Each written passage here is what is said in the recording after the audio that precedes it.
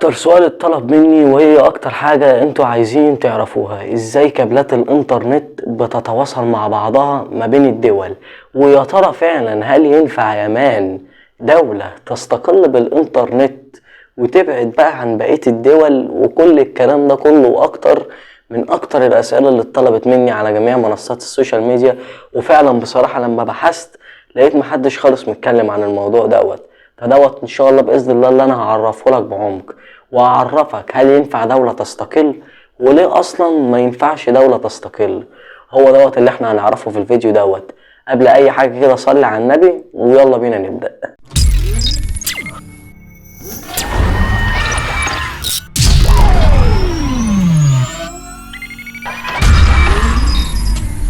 اول حاجة عايزك تعرفها يا مان وهو ان الانترنت اصلا مش فضاء، يعني الانترنت دوت مش شبكة خيالية زي ما انت واخد في بالك.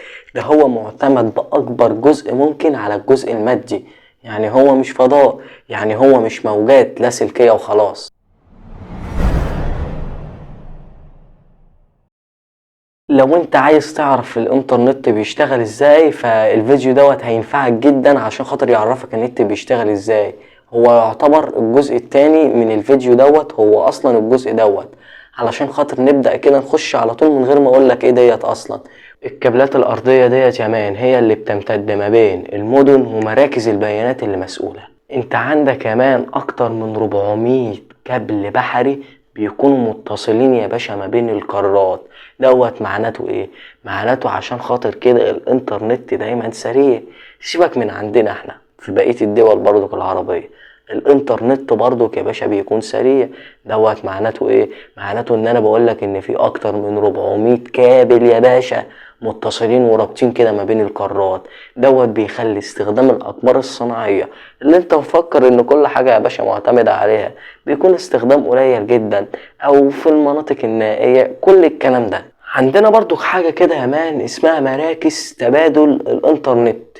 ديت بقى اللي بتجمع الانترنت وبتجمع كده الانترنت من الشركات، بدل ما كل شوية تروح امريكا او تروح الشركات علشان خاطر يقدروا يعملوا حاجة اسمها عملية تبادل البيانات. وديت الحاجة اللي احنا هنعرفها قدام، ركز معايا شوية. احنا عندنا برضو كمان حاجة اسمها الكابلات الدولية، والكابلات الدولية ديت بقى هي العمود الفقري حرفيا للانترنت يا مان. اغلب البيانات يا مان بتمشي في الكابلات ديت تحت البحار والمحيطات اللي حضرتك مستهون بالرسائل. هديك مثال بسيط يا مان. لو انت دلوقتي شخص عايش في مصر زي حالاتي وعايزين نبعت رسالة لواحد صاحبنا في امريكا، فغالبا الرسالة اللي هتروح لصاحبنا اللي في امريكا هتمشي من اول الكابلات ديت وتعدي على البحر الابيض والبحر المتوسط والبحر الاحمر علشان خاطر في الاخر تروح لصاحبنا اللي في امريكا. يعني انا عارف ان انت دلوقتي بتسأل نفسك سؤال، طب ما انا عارف برضو بس ازاي ده كله بيتم بسرعة برضو، وازاي احنا ممكن دولة نستقل ببعض؟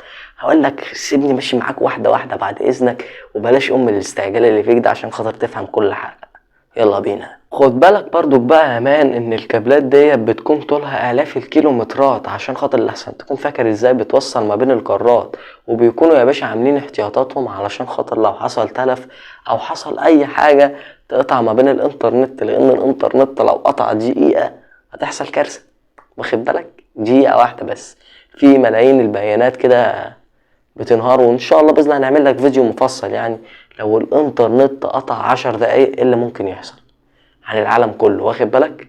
عندنا بقى حاجة تانية يا مان اسمها البروتوكولات، والبروتوكولات ديت بقى يا مان هي اللي بتتحكم البيانات ديت رايحة لفين، وبتتقسم لباكيتس. كل باكيت واحد من الباكيتس، وديت انا شارحها في فيديو برضو كيف يعمل الانترنت، بيكون عارف هو رايح فين. يعني الباكيت دوت انا رايح مثلا لمحمد، الباكيت دوت رايح لعمر، اللي بيكون مسؤول بقى عن ده كله بقى الاي بي والعنوان والادرس وكل دوت يا باشا انا شارحهولك في فيديو تفصيلي في كيف يعمل الانترنت. فما ينفعش تشوف الفيديو دوت من غير ما تشوف فيديو كيف يعمل الانترنت، عشان خاطر مش كل مصطلح هيجي افضل اقول لك ده بيعمل ايه وده بيعمل ايه. واخد بالك؟ نيجي بقى يا باشا للسؤال الاصعب والسؤال اللي الملايين منتظراه، هل ممكن دولة تستقل بانترنت لوحدها؟ بس السؤال دوت بقى لازم نفرق ما بين حاجتين، الانترنت الداخلي والانترنت العالمي. هل في؟ لا مش هينفع. وفي دولة عاملة كده زي الصين، وعاملة كده عندها في منطقة معينة، بس الموظفين عندهم محجومين وكل حاجة عندهم محجومة بالانترنت اللي هم عاملينه. يعني ببساطة يا مان المنطقة اللي في الصين اللي عاملة كده عندهم كل حاجة محجومة، وعندهم كل حاجة محلية، ما ينفعش يطلعوا بره شمال ولا يمين، كل حاجة محلية. هتيجي تقولي طب ما الدنيا عايشة ايه؟ انا بقولك منطقة، واخد بالك؟ منطقة. طب هل دوت ينفع؟ تعالى بينا نعرف. بص يا مان يا حبيب قلبي، علشان خاطر دولة تستقل كده، خد بالك هي اصلا مش محتاجة شرح، بس انت علشان خاطر حبيبي يعني هقولها لك. علشان خاطر دولة تستقل وتكون لوحدها، فهي محتاجة كل حاجة تكون عندها. واحد هيطلع فيلسوف ويقول لي مش فاهم. قالك يعني عشان خاطر دولة تكون مستقلة بانترنت لوحدها، محتاجة يكون عندها شركة يوتيوب، محتاجة يكون عندها شركة امازون، محتاجة يكون كل حاجة في العالم عندها. لما تكون عندي مش هحتاج ان انا اوصل لغيري. هديك مثال بسيط وهتفهم بيه الموضوع ويكون كده معاك واضح قوي.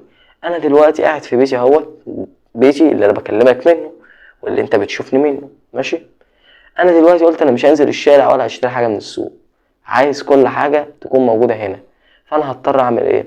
هضطر يكون محلات الخضرة موجودة عندي، محلات السوبر ماركت موجودة عندي، كل حاجة حرفيا موجودة بره، امي دخلها عندي البيت. وانا طبعا البيت مفيش مكان، ادخلها ازاي؟ هتيجي تقولي طب ما ممكن دولة تعمل كده.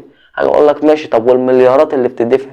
انت عندك شركة يوتيوب بس لوحدها كده مليارات، مليارات المليارات، ما بالك بقى يا صاحبي ما بين كل الشركات؟ فانت عايز تفهمني مين الدولة اللي هتخلي عندها انترنت لوحدها وتستغنى يا صاحبي عن كل الخدمات؟ ده الاقتصاد يقع يا راجل، حرام عليك. انت ازاي بتسأل السؤال دوت يا ابني؟ مش محتاجة مفهومية. ما ينفعش دولة ابدا تستقل لوحدها.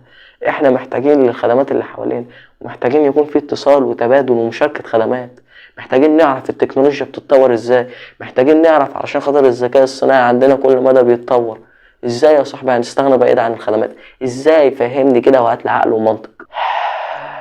لو ما اشتركتش بقى في القناة يا مان يا ريت تشترك علشان خاطر الفيديو اللي جاي اهم منه. انا كده قلت لك ان احنا لازم نكون متصلين، ولازم يكون لينا علاقة من بره، وما ينفعش نقطع ما بين علاقتنا وبعض. وعرفتك ان كل دوت بيتم عن طريق الكابلات البحرية. الفيديو الجاي هيكون فيديو اهم، وهو ازاي اصلا الدول الكابلات دي بتتربط كده بينها وما بين بعضها. ودوت بقى اللي هو محتاج شرح تفصيلي. ازاي مثلا مصر تربط نفسها بامريكا، ازاي امريكا تربط نفسها بالسعودية، ازاي السعودية تربط نفسها بمصر، ازاي التشابك دوت بيتم من تحت الارض. هنخش في حتة عميقة اوي يا مان، هفهمها لك برضو كده ايه بكل بساطة كده واريحية كده برضو ايه، وهنفك التشابك ده، ماشي؟ فما تنساش بقى ايه، تعمل فولو وتعمل لايك وتكتب لي كومنت عندك على اي سؤال او استفسار، وتخش تتابعني عندك تحت على الانستا لو عندك اي سؤال انا بجاوب عليه. سلام.